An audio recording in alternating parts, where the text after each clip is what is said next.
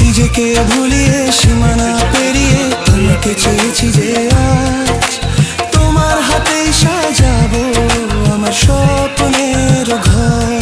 আমি তোমার প্রেমে পড়ে দুনিয়া ভুলে গেছি, তোমার ওই মায়াবী হাসি আমি দেখতে ভালোবাসি।